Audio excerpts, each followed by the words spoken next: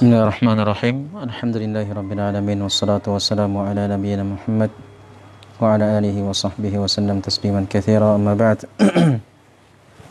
Alhamdulillah, di sore hari ini kembali kita melanjutkan kajian online masih dalam pembahasan kitab Aqidah Al-Wasithiyah karya Syekhul Islam Ibnu Taimiyah rahimahullahu taala.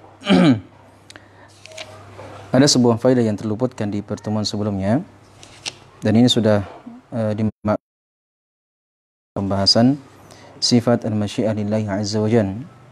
Karena sebelumnya kita sudah terangkan bahwa Allah Subhanahu wa taala di berbagai ayat menetapkan sifat al-masyiah lillahi azza wa jalla, menetapkan sifat al-iradah, keinginan bagi Allah. Allah pun punya keinginan dan punya kehendak. Dan apabila Allah Subhanahu wa taala berkeinginan, maka pasti akan terjadi dan tidak ada seorang pun yang bisa menghalanginya.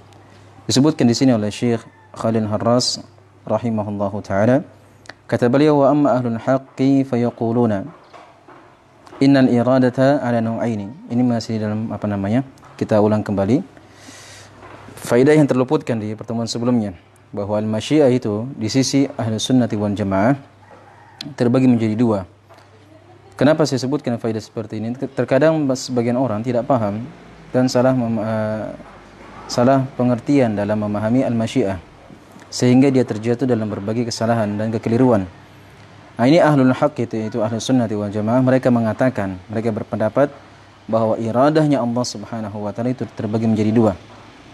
Yang pertama, ada namanya iradah kauniyah. Apa itu iradah kauniyah? Turadifuha al-masyiah, yaitu yang bermakna dengan al-masyiah, yaitu kehendak. وهما تتعلقان بكل ما شاء الله فعله إحداثه فهو سبحانه إذا أراد شيئا وشاءه كان عقب إرادته له كما قال تعالى إنما أمره إذا أراد شيئا أن يقول له كن فيكون وفي الحديث الصحيح ما شاء الله كان وما لم يشاء لم يكن. Yang pertama itu adalah iradah kauniyah. Inilah yang dikatakan dengan al-masyiah, yaitu kehendak Allah. Dan keduanya ini apa itu? Iradah dan masyiah. Kata beliau, itu terkait dengan sesuatu yang Allah kehendaki kejadiannya. Maksudnya iradah kauniyah ini hanya berkaitan dengan sesuatu yang terjadi, tidak berkaitan dengan sesuatu perkara yang dicintai atau tidak dicintai. Bisa dipahami? Jadi terkadang ada suatu perkara yang tidak disenangi oleh Allah Subhanahu wa taala. Maka ini bukan pembahasannya. Karena pembahasannya iradah kauniyah di situ terkait dengan apa? Sesuatu yang terjadi saja dan tidak ada kaitannya dengan kecintaan Allah dan keridhaannya. Oleh karenanya dalam takdirnya Allah, dalam kehendaknya Allah, Allah Subhanahu wa taala menghendaki, Allah Subhanahu wa taala menginginkan atau menghendaki atau mentakdirkan terjadinya kekufuran di muka bumi. Yang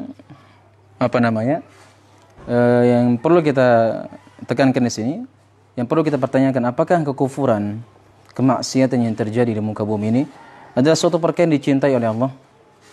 Tidak dicintai, namun kenapa terjadi? Itulah tadi. Jadi terkadang ada suatu perkara yang dia terjadi dan dia tidak dicintai oleh Allah. Ini bukan masuk dalam pembahasan iradah kauniyah tadi, tapi masuk dalam pembahasan iradah asy'ariyah tadi. Ini akan disebutkan penjelasannya. Yang perlu kita tekankan di sini bahwa iradah kauniyah itu hanya terkait dengan sesuatu perkara yang terjadi saja. Tidak ada kaitannya dengan yang dicintai atau tidak dicintai.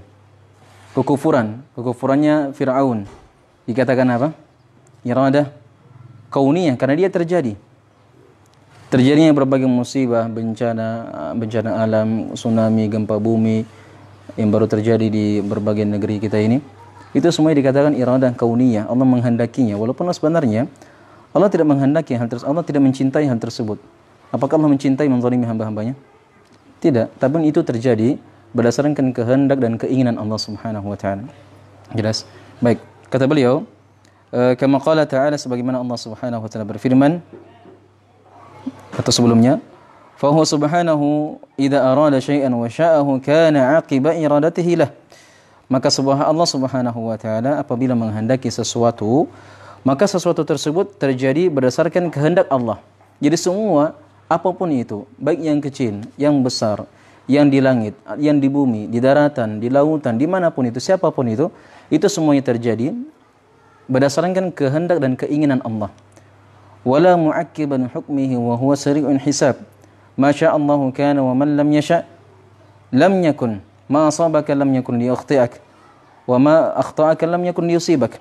Kata Nabi sallallahu alaihi wasallam, apa saja yang menimpamu tidak akan pernah luput darimu, dan apa saja yang luput darimu tidak akan pernah menimpa dirimu.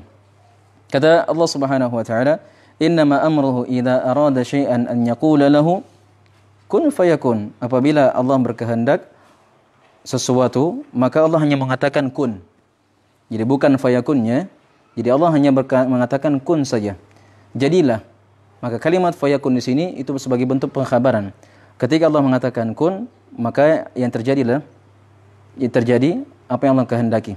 Jadi bukan Allah mengatakan kun fayakun, tapi Allah hanya mengatakan kun jadilah, maka tersebut jadi secara otomatis. Ini ayat yang menegaskan akan kesempurnaan dan keagungan dan kebesaran Allah Subhanahu wa taala.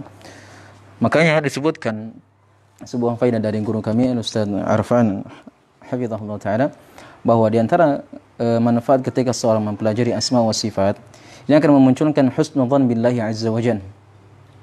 Oleh karenanya Imam Ibnu Abi Dunya menyebutkan hadis-hadis yang menerangkan, yang menjelaskan akan pentingnya seorang husnudzan billahi azza wa jalla. Dia mempunyai sangkaan baik kepada Allah Subhanahu wa taala, dan di antara jalan-jalannya yang bisa ditempuh agar seorang bisa mendapatkan husnudzan billahi azza wa jalla, yaitu seorang mengenal Rabbnya Subhanahu wa taala. Dia mengenal Allah Subhanahu wa taala dengan cara mengenal nama-nama dan sifat-sifat Allah Subhanahu wa taala. Oleh karenanya sebagian manusia yang tidak mengenal Allah dengan sifat-sifat dan nama-namanya, dia akan terjerumus dalam rasa takut yang berlebihan, tidak ada harapan dalam kehidupannya, senantiasa berprasangka buruk kepada Allah Subhanahu wa taala. Ini semua dampak buruk ketika seorang tidak mengetahui Rabb yang disembah. Maka di antara manfaat ketika seorang mempelajari asma wa sifat akan memunculkan apa tadi? Husnudzan billahi azza wa jalla. Dia akan muncul sangkaan baik kepada Allah, bahwa semua yang terjadi itu adalah kebaikan bagi diri kita. Dan disebutkan di sini, wa fi hadits sahih ma syaa Allahu kana wa man lam yasha' lam yakun. Dalam hadits yang sahih, ini disebutkan dalam dalam ta'liqnya, didhaifkan oleh Syekhuna Yasin rahimahullahu taala. Namun di sini hadis yang dibawakan oleh penulis, yaitu Syekh Al-Imam Khalil Harras rahimahullahu taala, itu beliau mengatakan hadisnya hadis sahih. Itu menurut pendapat beliau, dan telah dimaklumi dalam pembahasan ilmu mustalah itu, bahwa keabsahan sebuah hadis atau dhaifnya itu memang perkara ijtihadi, perkara yang diperselisihkan oleh para ulama, dan setiap manusia atau setiap para ulama boleh-boleh saja dia berijtihad dalam menghukumi sebuah hadis. Tapi ingat, ijtihadnya dibangun di atas sebuah kaidah hadis. Terus.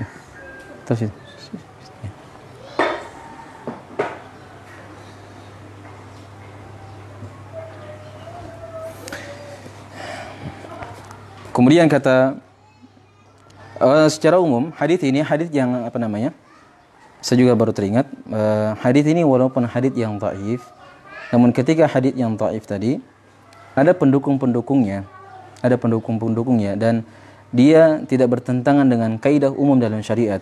Kalau kita melihat maknanya, itu benar dan sesuai dengan kaidah umum dalam syariat. Apa dalam kaidah umum dalam syariat pembahasan al-masyiah? Ini tadi, ma syaa Allahu kana wa man lam yasha' lam yakun. Ini sebuah kaidah dalam ilmu mustalah, ya, bahwa terkadang hadits yang dhaif tersebut tidak selamanya tidak bisa diamalkan. Bisa diamalkan terkadang, atau bahkan bisa berubah menjadi hasan atau bisa berubah menjadi sahih apabila ada pendukung-pendukungnya, ada syawahid-syawahidnya.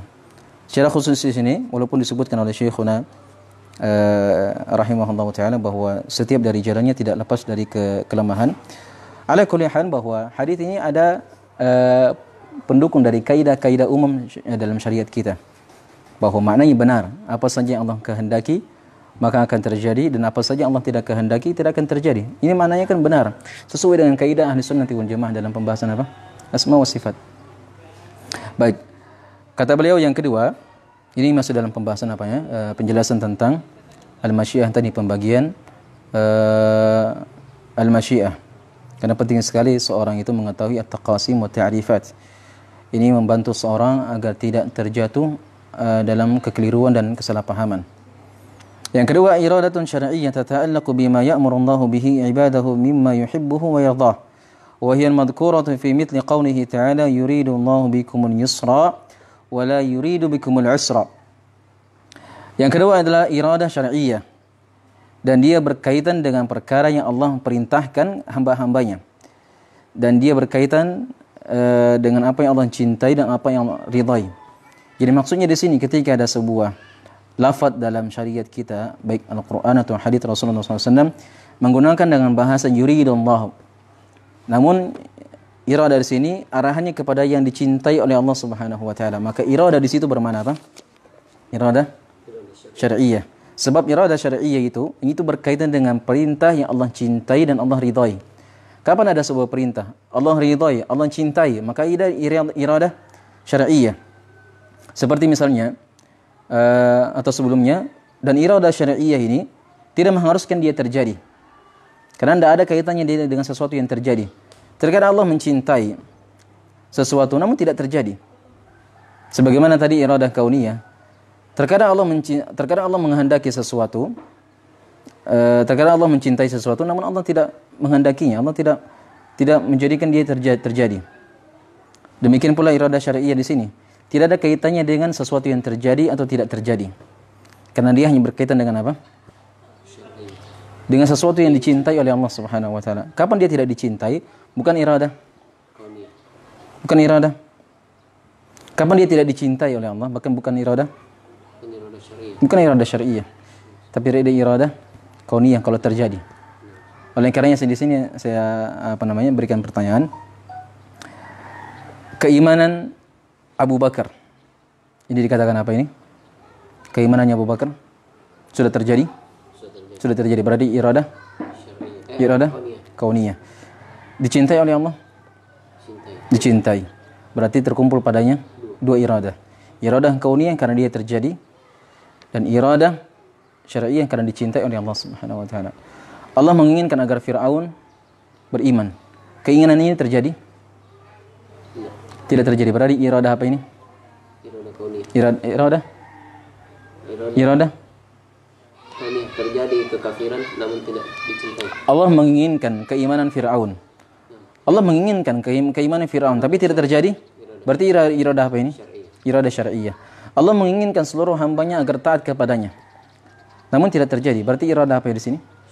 Iradah syar'iyyah. Sebab yang namanya iradah kauniyah itu kaitannya dengan sesuatu yang terjadi.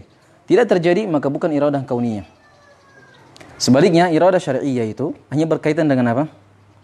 Sesuatu yang dicintai oleh Allah Subhanahu wa taala. Seperti misalnya keimanannya Abu Lahab. Keimanannya Allah menginginkan agar Abu Lahab beriman.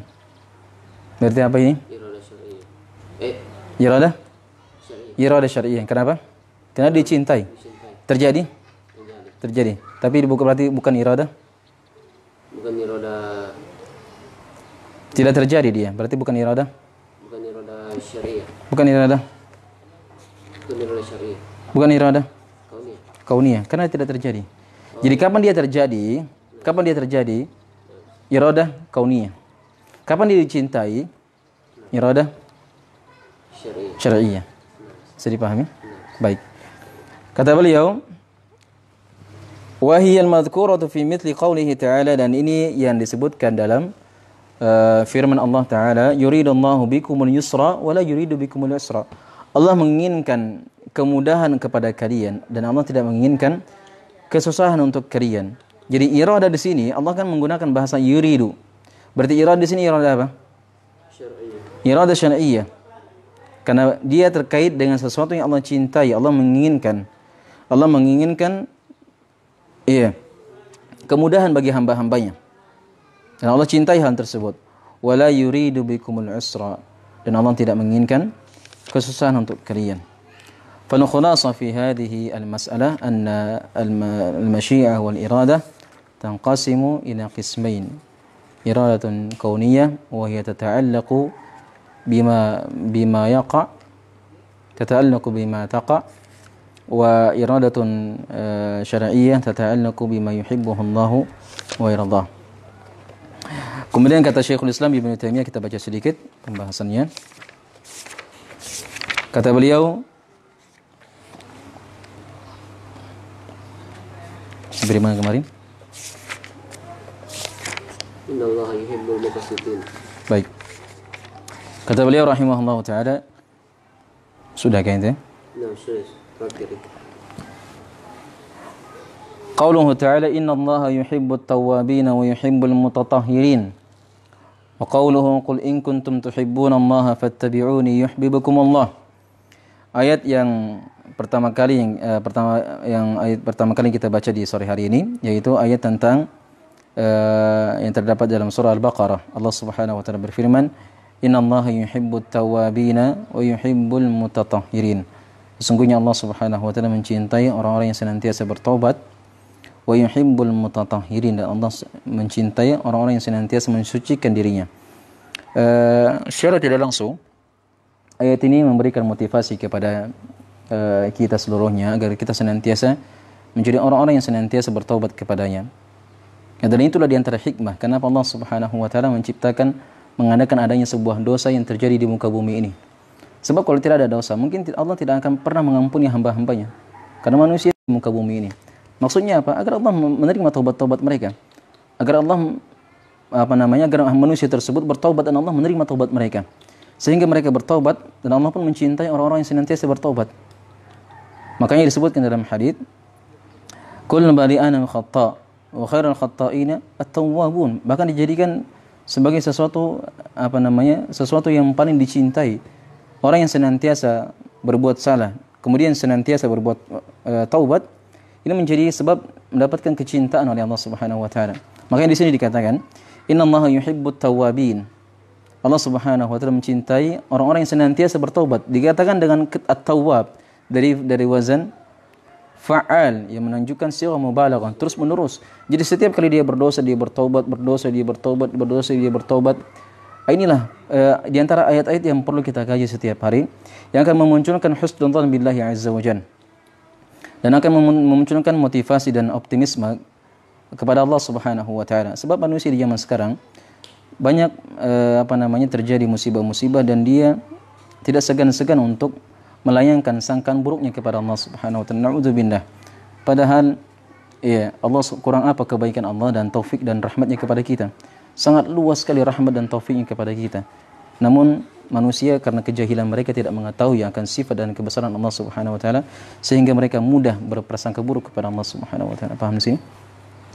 Baik, kata beliau, innallaha yuhibbut tawwab. Allah Subhanahu wa taala berfirman, Allah mencintai orang-orang yang senantiasa bertaubat, dan juga di sini dikatakan wa yuhibbul mutatahhirin, dan juga Allah mencintai orang-orang yang senantiasa mensucikan dirinya.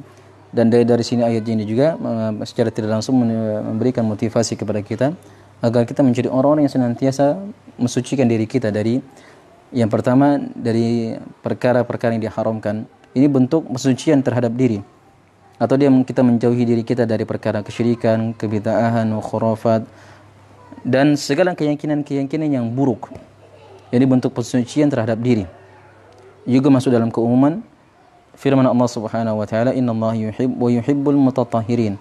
Atau yang kedua bisa bermakna juga Allah Subhanahu wa taala mencintai hamba-hamba yang senantiasa mensucikan dirinya dengan mandi atau dengan cara dia berwudu. Makanya para ulama itu kita dapatkan seperti Imam Al-Bukhari, beliau tidak menulis sebuah hadis dalam sahihnya kecuali beliau yaghtasilu wa yatawadda.